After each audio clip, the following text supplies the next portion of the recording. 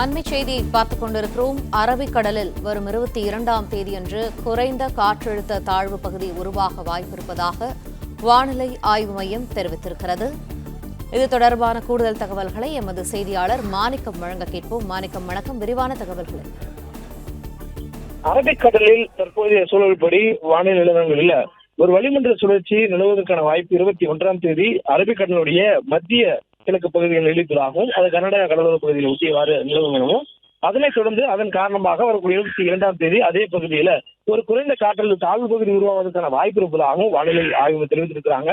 இதனால் தமிழகத்திற்கு பெரிய அளவில் மழைக்கான தாக்கம் இருக்கிறதா என்பது குறித்தான அறிவிப்புகள் இன்னும் முழுமையாக வெளியிடப்படவில்லை. ஆனால் இந்த தாக்கத்தின் காரணமாக தென்மேற்கு பருவமழை தொடங்குவதற்கான சூழல் மேலும் வலுப்படக்கூடிய வாய்ப்பு இருப்பதாக சொல்லப்பட்டிருக்கிறது. மேலும் இந்த காலகட்டத்திற்கு முன்பாகவே தமிழகத்தில் மழைக்கான வாய்ப்பும் வலுப்பட்டிருப்பதாக வானிலை ஆய்வு தெரிவித்திருக்கிறாங்க. அதாவது இன்றிலிருந்து வரக்கூடிய 4 நாட்களுக்கு தமிழ்நாட்டில் கனமழைக்கான வாய்ப்பு நீடிப்பதாக வானிலை ஆய்வு மையத்துடைய அறிவிப்புல சொல்லப்பட்டிருக்கு.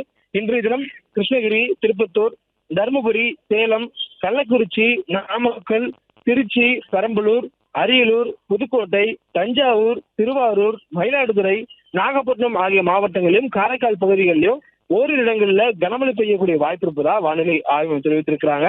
மேலும் இந்த நேரங்களில் இந்த பகுதிகளில் இடி மின்னலுடன் கூடிய மழைக்கான வாய்ப்பும், மழை பெய்யும் பொழுது தரைக்காற்று வேகம் மணிக்கு 50 கிலோமீட்டர் வேகம் வரையிலும் இருப்பதற்கான வாய்ப்புகள் இருப்பதாகவும் சொல்லப்பட்டிருக்கிறது. மேலும் நாளை தினமும் கிருஷ்ணகிரி, தருமபுரி, திருப்பத்தூர், வேலூர் மற்றும் திருவண்ணாமலை ஆகிய இந்த 5 மாவட்டங்களில் நாளை தினம் கனமழைக்கான வாய்ப்பு இருப்பதாகவும், நாளை மறுநாள் தமிழகத்துல நீலகிரி, கோயம்புத்தூருடைய மலைப்பகுதிகள், தருமபுரி, நாமக்கல், ஈரோடு, சேலம், கள்ளக்குறிச்சி மற்றும் திருச்சி ஆகிய மாவட்டங்களில் ஓரிரு இடங்கள்ல கனமழைக்கான வாய்ப்பு இருப்பதாகவும் தெரிவிக்கப்பட்டிருக்கிறது. இதற்கு அடுத்தபடியாக மீண்டும் தமிழகத்துல, அதாவது 4 நாட்களுக்கான மழை பெறுவதற்காக மீண்டும் தமிழகத்துல மழைக்கான வாய்ப்புகள் 23ஆம் தேதி முதல் தொடங்குவதற்கான வாய்ப்பு சொல்லப்பட்டிருக்கு.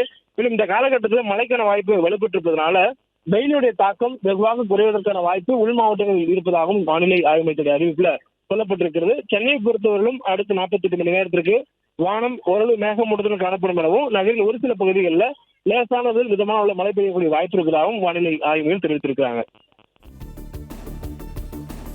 நன்றி மாணிக்கம், விரிவான தகவல்களுக்கு. பிளே ஸ்டோர் மற்றும் ஆப் ஸ்டோரில் இருந்து பாலிமர் செயலியை QR கோடு மூலம் பதிவிறக்கம் செய்யுங்கள். செய்திகளை உடனுக்குடன் பெறுங்கள்.